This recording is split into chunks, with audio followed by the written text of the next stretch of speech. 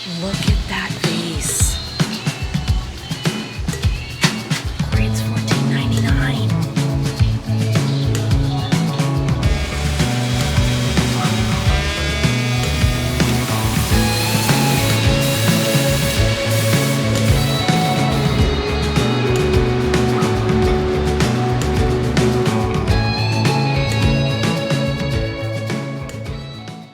When we wake,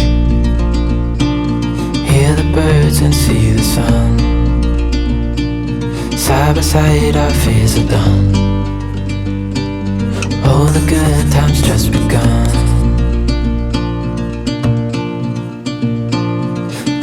Hello everyone, welcome to our channel. I'm Jennifer and this is the Dower Diaries.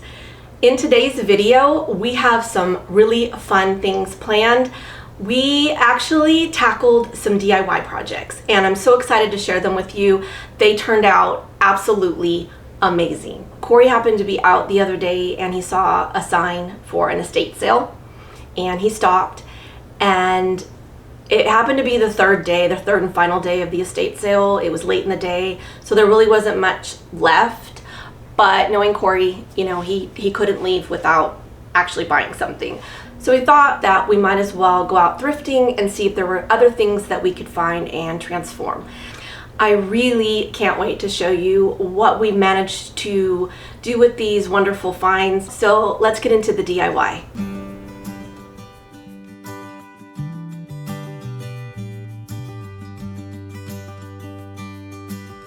For our first project, we tackled a piece of wood that Corey purchased at an estate sale for $2 and transformed it into a Lazy Susan charcuterie board. I feel like this was a great buy since it was a solid piece of wood. One side had some hand-painted Christmas pictures on it, but overall just really solid. Corey gave it a good sanding, smoothing out the edges and removing the Christmas designs.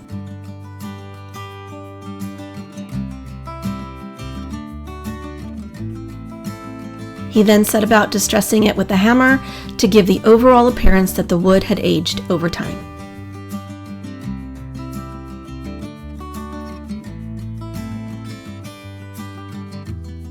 Next, he sanded off any splinters that happened with the distressing.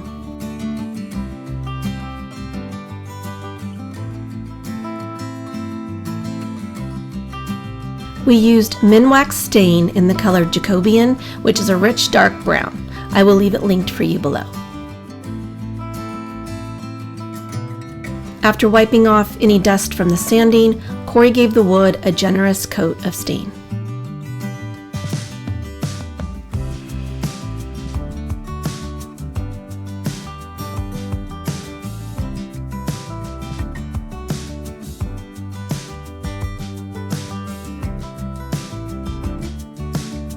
He let it sit for just a couple minutes and then wiped it all down with a clean cloth.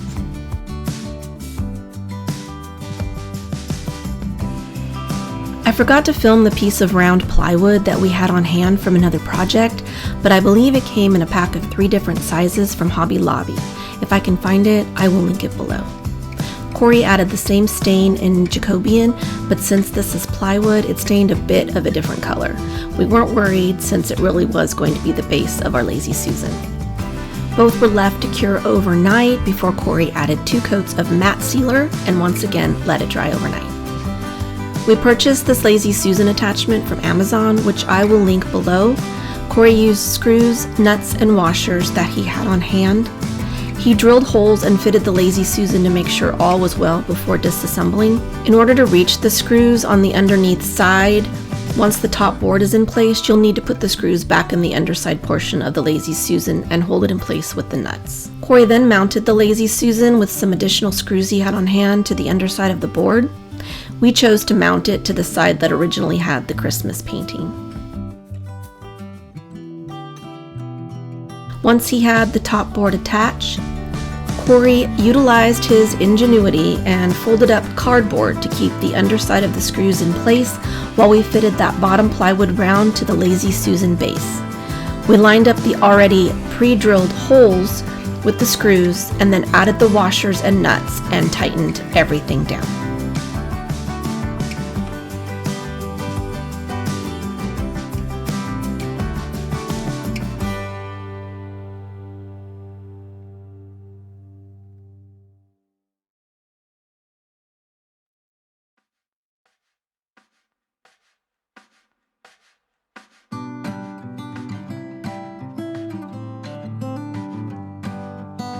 With a screwdriver, Corey removed the folded cardboard and voila, we have a Lazy Susan.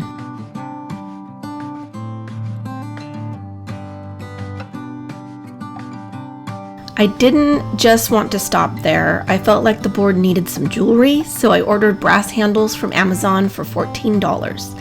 I wasn't sure exactly where I wanted them mounted, but ultimately decided on the sides of the board. And again, I'll link these handles below.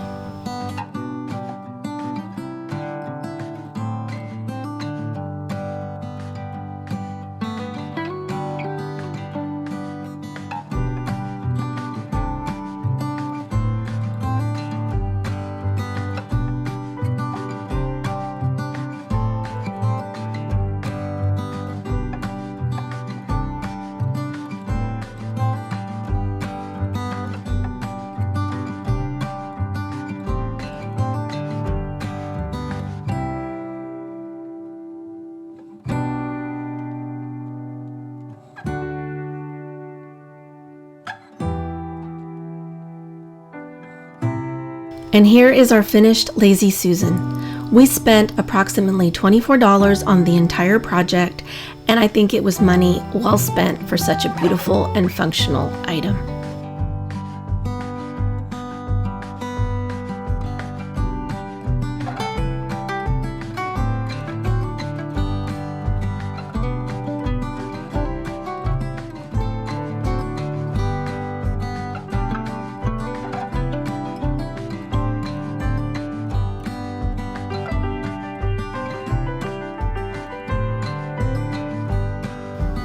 Our second project was transforming this jug we found at Carm's thrift stores here in Knoxville for $8.99. I was immediately drawn to it for its beautiful shape and overall coloring. I knew it would transform into something beautiful.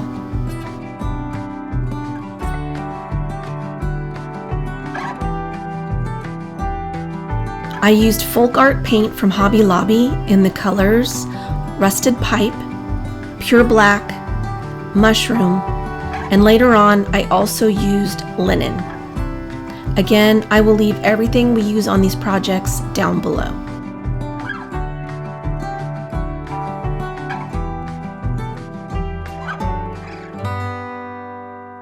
I used sponges, paper towels, and some water for this project.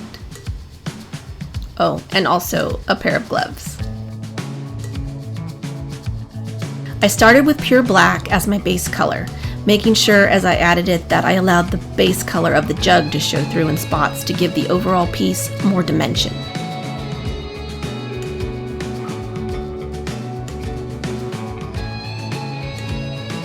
I didn't need to use baking soda for this project since the jug already had a wonderful texture, but you can certainly use it if needed for your project.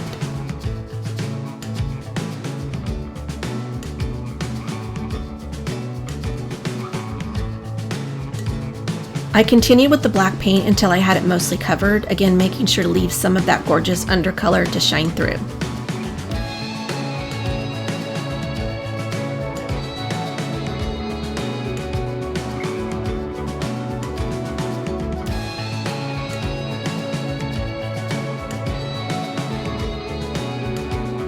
Next, I used the colors Mushroom and Linen.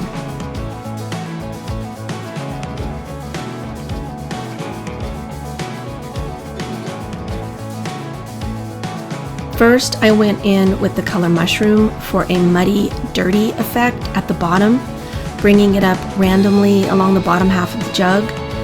You definitely don't want this to be uniform, so just make it random.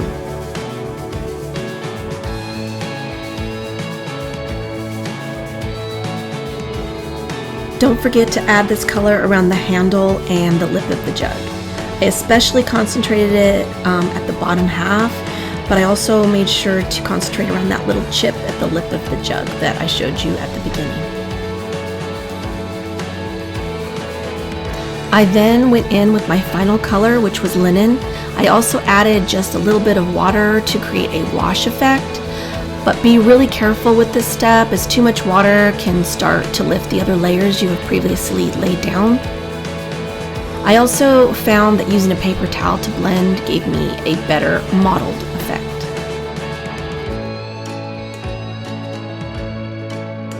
Be sure to add the lighter color or the salting effect, which comes with aged pots, lightly around the handle and lip of the vessel to give it a more authentic aged appearance.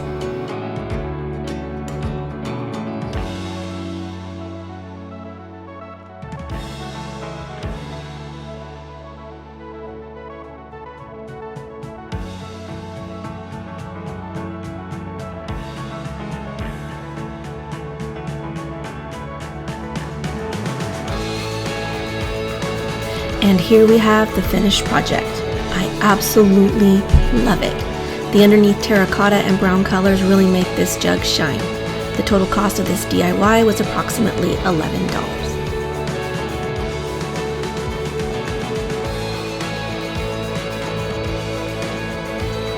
Our third project was really a simple one, but its overall transformation was amazing.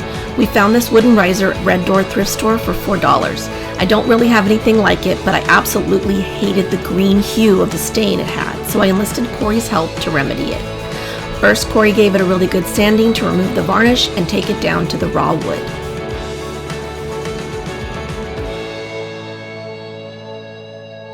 He then went in with the same MINWAX stain in Jacobean that we used on the Lazy Susan project and gave the wooden riser a really good coating. I knew I wanted this riser to be really dark, so we allowed it to sit for about 6 to 8 minutes before wiping the excess away. We allowed the wood to cure overnight before adding 2 coats of sealer in matte.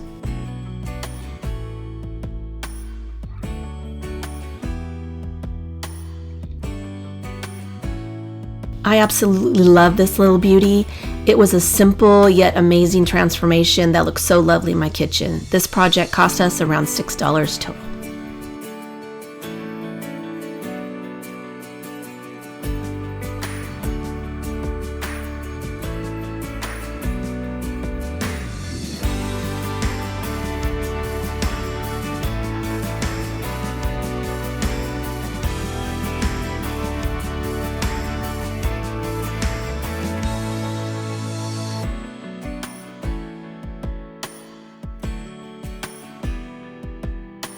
Our fourth project was something I had seen on the Pottery Barn website.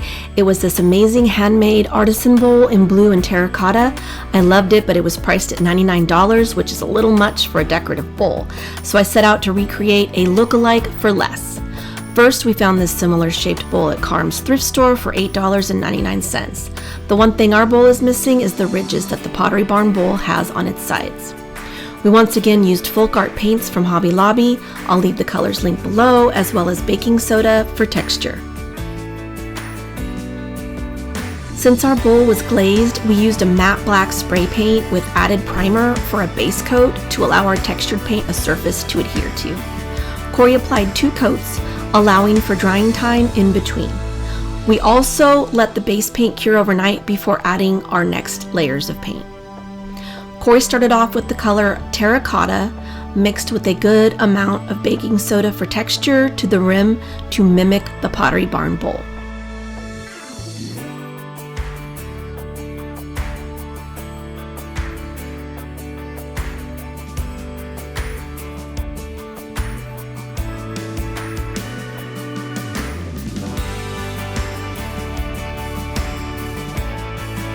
He then added the terracotta with baking soda to the entire bowl in a banded technique, allowing the base paint to show through. And obviously Corey doesn't mind using his hands, but if you're like me, you can certainly use gloves and a foam brush to apply the paint. Once the terracotta color had dried, and it really only takes a few minutes, Corey began to apply a layer of the color Midnight with a bit of linen added to lighten and more baking soda. This layer was applied in another banded effect opposite the terracotta color.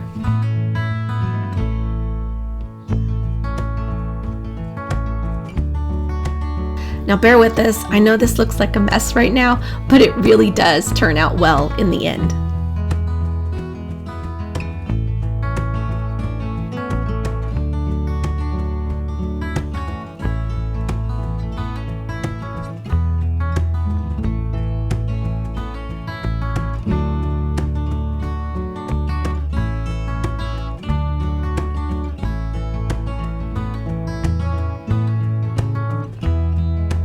Corey then added a new layer of lighter blue in the color Cloudy Day, which we mixed with a bit of the Midnight and baking soda.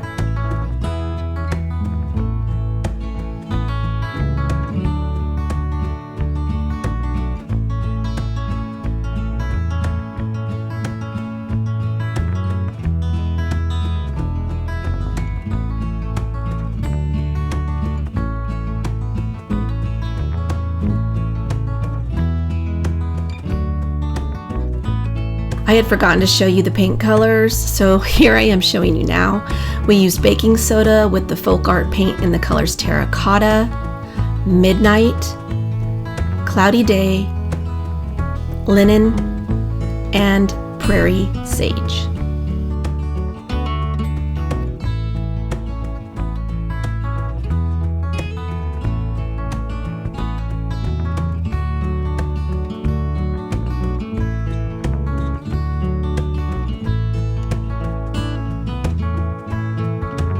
So right here, Corey is adding that lighter color, Cloudy Day, with a brush.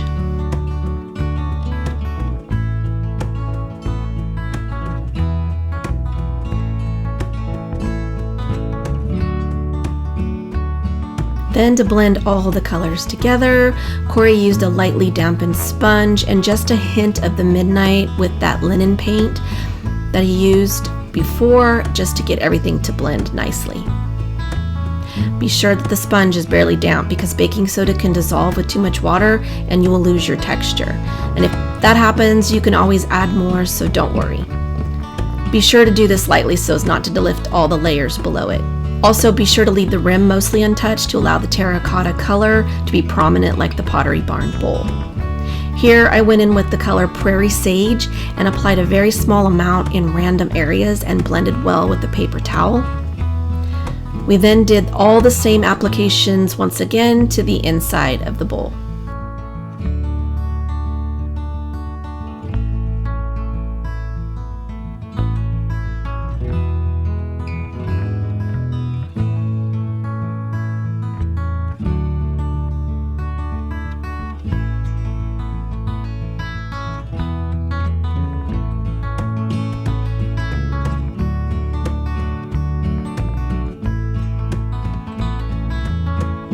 And if you get heavy-handed with that sage color, you can always add a bit more of the blue to blend it out.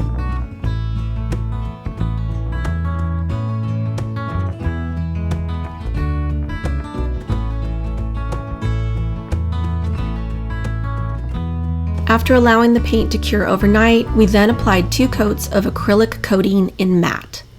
Be sure to hold the can at least 6 to 8 inches from the bowl when spraying so you don't disturb the baking soda. It should be fine as long as you've allowed it to cure for at least 24 hours.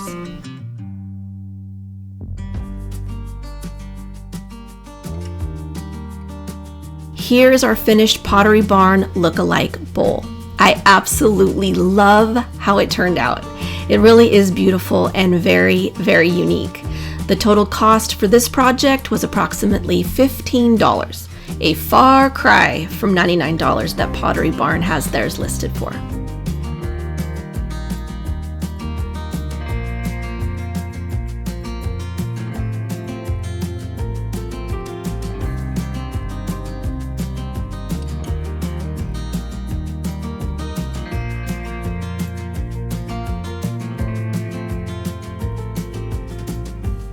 Our 5th and final project had me so excited because I absolutely fell in love with this large vase at the Red Door thrift store, which we bought for $14.99. It is so heavy and has such great details that I knew it was going to transform into something truly amazing.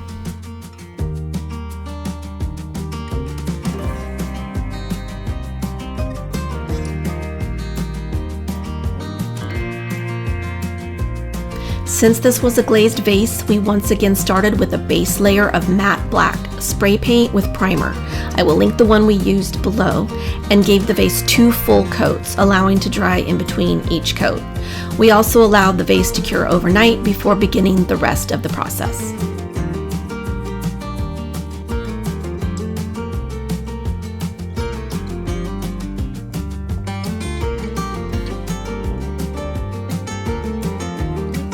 We then started with a layer of the FolkArt paint in mushroom with a generous amount of baking soda mixed in to give it that wonderful texture. You won't need to cover it entirely, so leave a bit of that black showing through.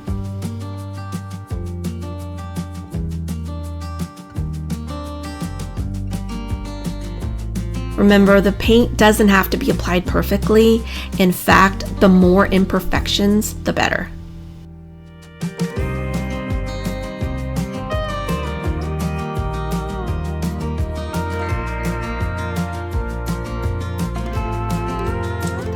I then went in with the color Country Twill and randomly added to the previous color.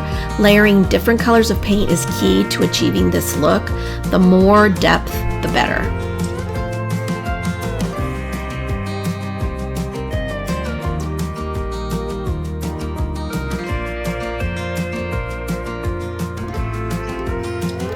I did keep the bottom of the vase a bit darker, so I concentrated the lighter color on the upper 2/3.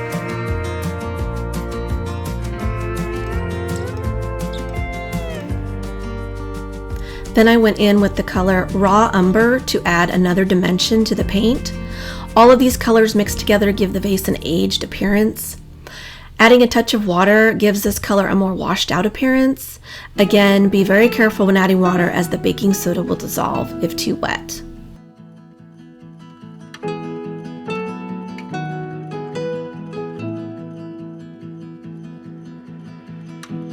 I concentrated this darker color at the bottom to give it the appearance that the vase had sat in the ground for years.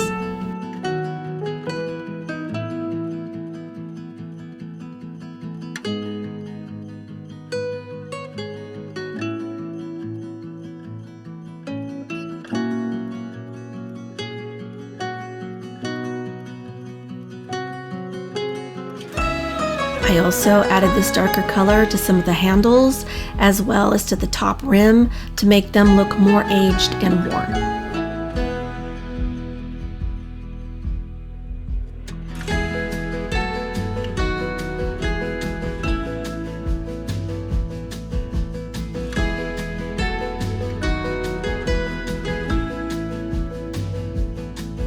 Adding some water to the color Pure Black, I made another wash to add ever so lightly and sparingly to the overall vase.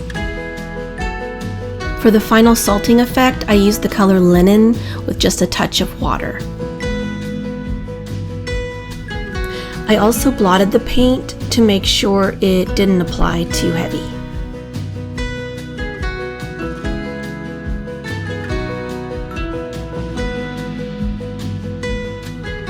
I added this salting effect heavier in some areas and concentrated at the bottom of the vase, as well as the handles and the rim.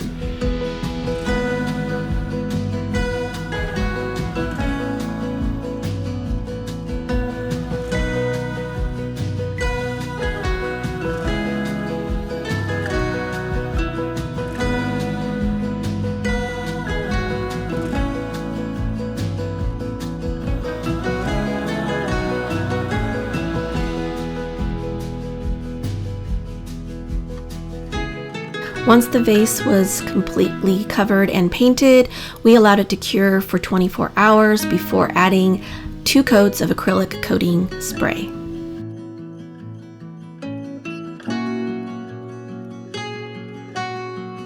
This vase truly transformed into something amazing. I love the mottled colors. I love the aged look of it. This $15 vase has become one of my most treasured items. Overall, the total cost for this project was approximately $23. We truly hope that you've enjoyed our DIY projects, and I hope that maybe it's inspired you to do some DIYing of your own. In fact, you don't even have to go thrifting to find objects. You could probably just find things around your own home, things that you maybe tucked away in a closet and have forgotten about. Give them a new purpose, give them a new life.